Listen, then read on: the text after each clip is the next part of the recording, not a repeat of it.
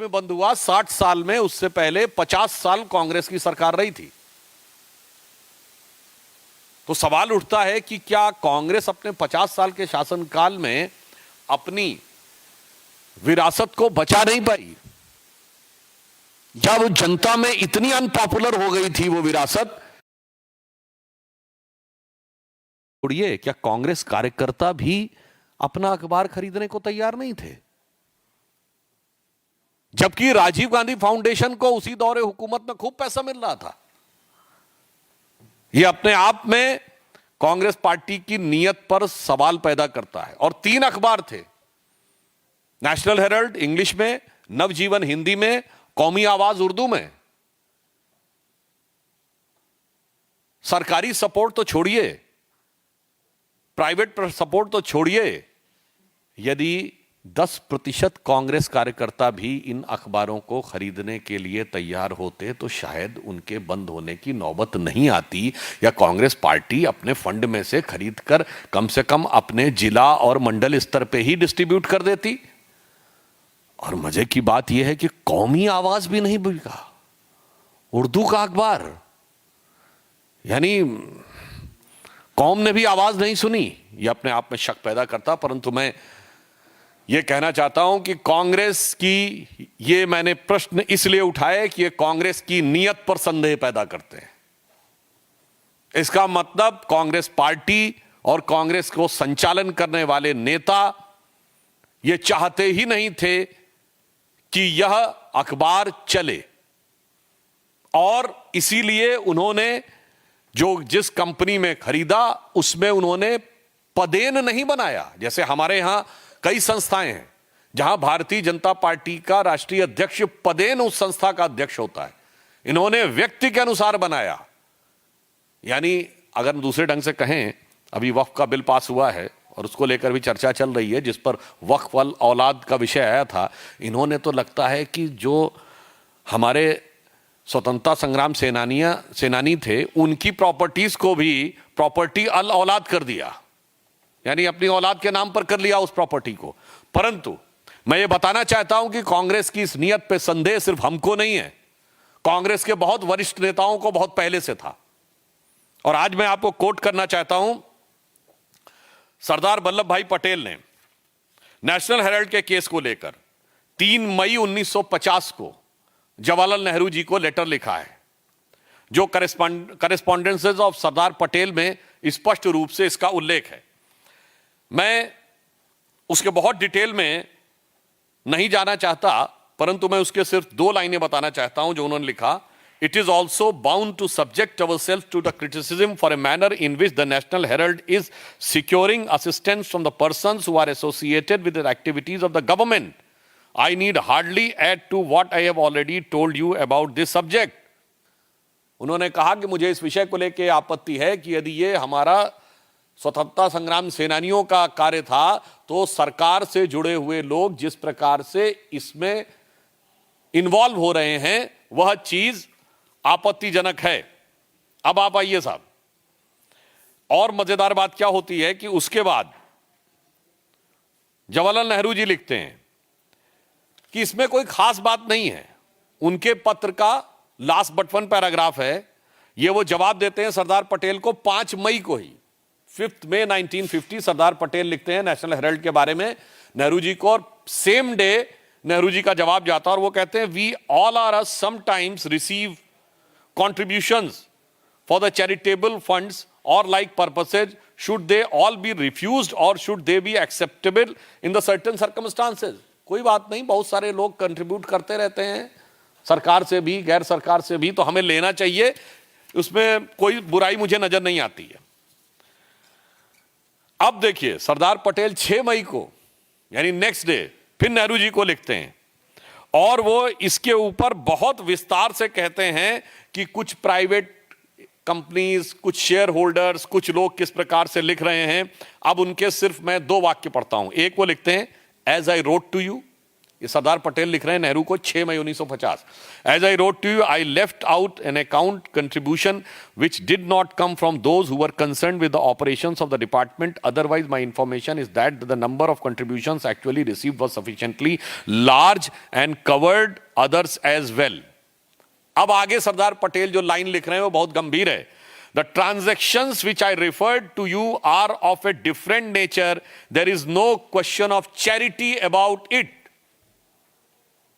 जो आप कह रहे हैं कि ये तो भावना हत हो गई कांग्रेस पार्टी की, इसमें तो वो साफ साफ कह रहे हैं कि ये चैरिटी का विषय नहीं बनता है। अब सुनिए, उसके बाद दिव्य बुद्धि पंडित जवाहरलाल नेहरू जी की। अब देखिए, इससे बहुत साफ हो जाता है कि जो आज कह रहे हैं कि स्वतंत्रता संग्राम सेनानियों का भावनात्मक लगाव था, 6 मई 1950 को यानी नेक्स्ट डे सरदार पटेल को लेटर लिखते हैं जवाहरलाल नेहरू। लास्ट लाइन क्या है उस पर गौर फरमाइएगा। As a matter of fact the Herald is a fairly good business proposition and its preference shares and debentures are not a bad investment. I repeat, as a matter of fact, the Herald is a fairly good business proposition and its preference shares and debentures are not a bad investment. और जो मैं आपको बता रहा हूं, यह media में पूर्व में प्रकाशित हो चुका है।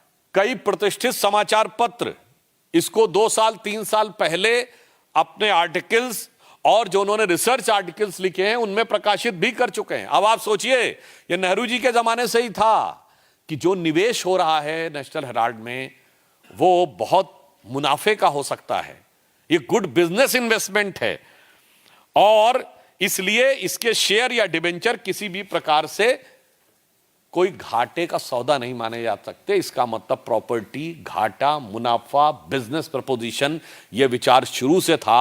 आज कांग्रेस से यह नैतिक सवाल है कि अचानक आप इसके ऊपर अब वो भावनात्मक और जैसे कि स्वतंत्रता संग्राम के लिए दिए गए दान या चैरिटी का विषय कैसे करें, जबकि सरदार पटेल कह चुके हैं इसमें चैरिटी ऐसी कोई नहीं। और लास्ट में 10 मई 1950 यानी 4 दिन के बाद सरदार पटेल लिखते हैं, in view of the position which have taken I feel it is useless to pursue the matter. यानी वे एक प्रकार से हताश होकर कहते हैं कि मुझे लगता है कि अब मुझे इसके लिए परस्यू करने की आवश्यकता नहीं है। I have already told you how eye view these activities and that is doubtful.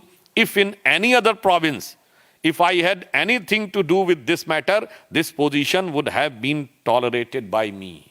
अब वो कह रहे हैं कि अब मैं पूरी तरीके से निराश हो गया हूं, तो मैं इस पे पुनः नहीं आना चाहता। अब आप बताइए, मैं कांग्रेस पार्टी से पूछना चाहता हूं, कौन सा त्याग, कौन सा समर्पण, कौन सा योगदान स्वतंत्रता संग्राम सेनानियों का, या ये शुद्ध बिजनेस ट्रांजैक्शन का मामला है, तो वो कैसे कह सकते हैं कि ये ईडी के परव्यू के बाहर है अथवा यह किसी प्रकार की राजनीतिक दुर्भावना से प्रेरित है। जबकि यह विषय 2012 में प्रारंभ हुआ। अक्टूबर 2013 में यूपीए सरकार के शासनकाल में दिल्ली हाईकोर्ट के निर्देश पर यह केस प्रारंभ हुआ था एक जनहित याचिका के द्वारा, और इसको लेकर संदेह 1950 से कांग्रेस नेताओं में था। अब दूसरा एक आपको और बहुत रोचक परंतु गंभीर और चिंताजनक उदाहरण, कांग्रेस के बहुत वरिष्ठ नेता जो 4 बार उत्तर प्रदेश के मुख्यमंत्री रहे, श्री चंद्रभानु गुप्त, उनके संस्मरण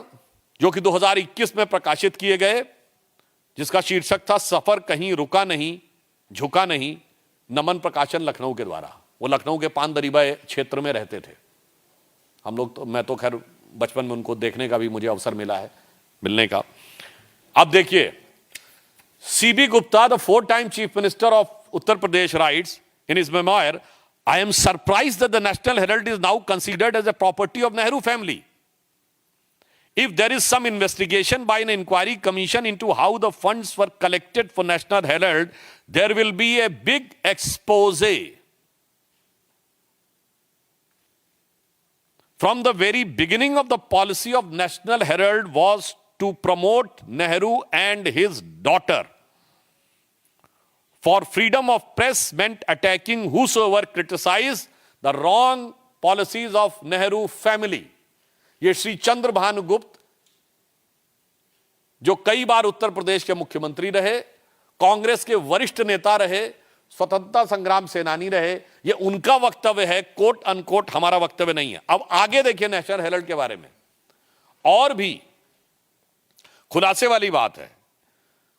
वी ऑल, आगे वो लिखते हैं, आचार्य नरेंद्र देव, शिव प्रकाश, शिव प्रसाद गुप्ता, पुरुषोत्तम दास टंडन, ये सब बहुत बड़े नाम हैं। पुरुषोत्तम दास टंडन जी आजादी के बाद पहले कांग्रेस अध्यक्ष बने थे, जिनसे नेहरू जी ने स्टेप डाउन करवा दिया था कि सत्ता का केंद्रीकरण दो जगह नहीं होना चाहिए।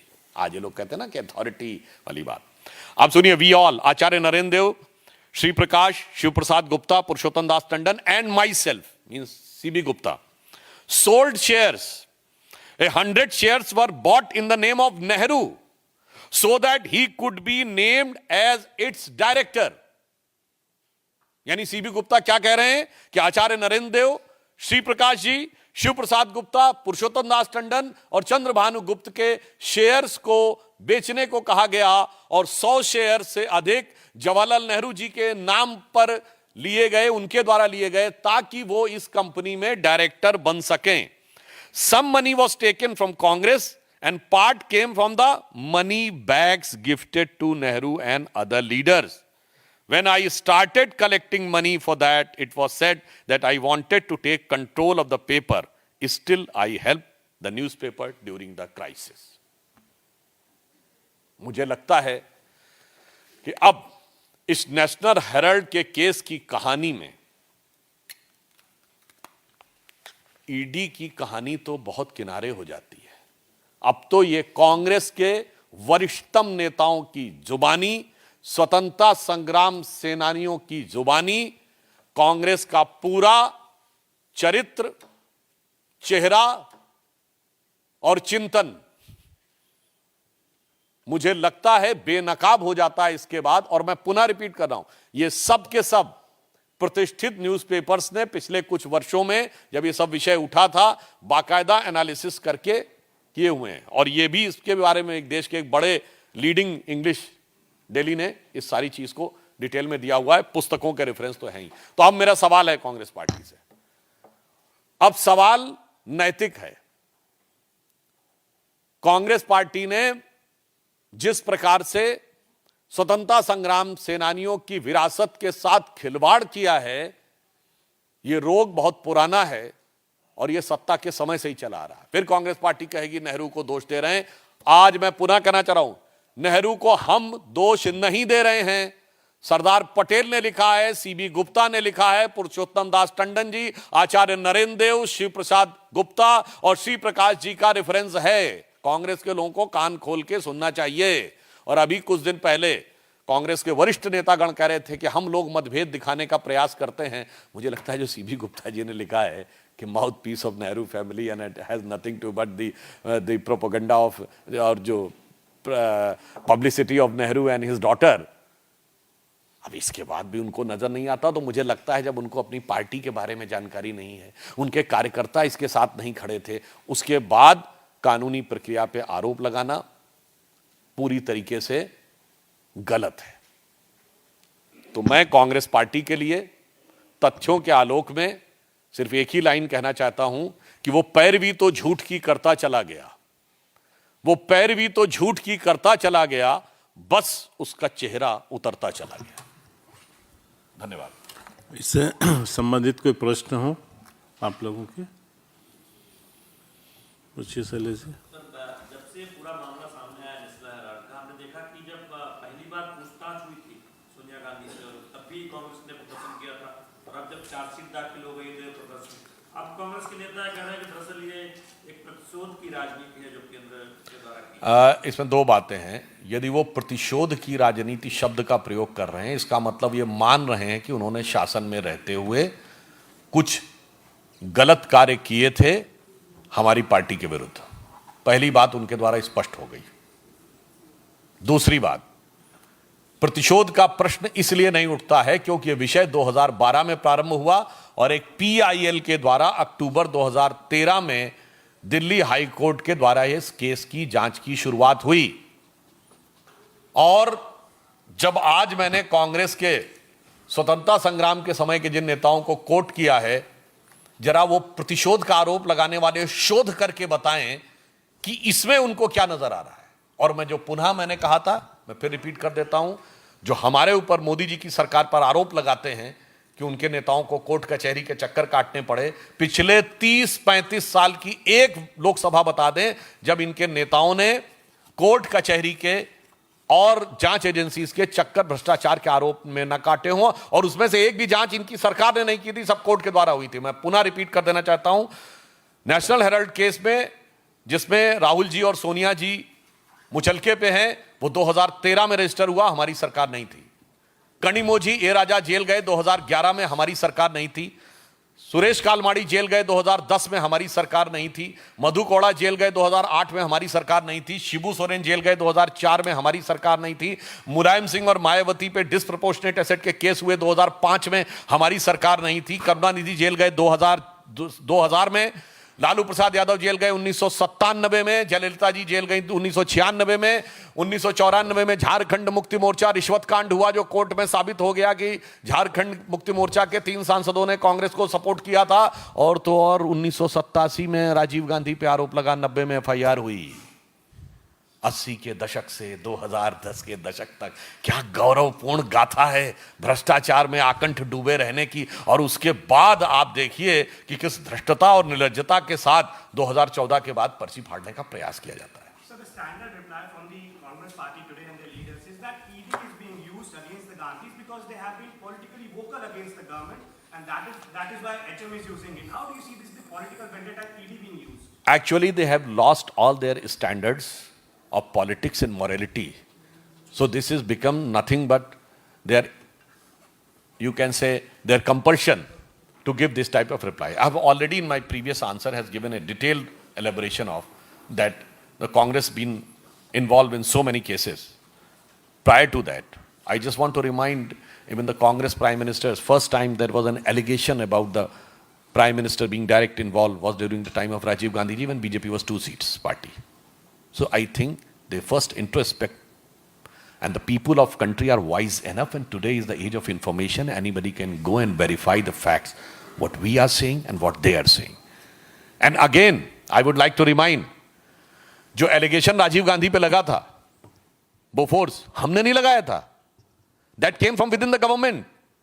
The finance minister of Rajiv Gandhi government, Shri Vishwanath Pratap Singh, has put up the allegation.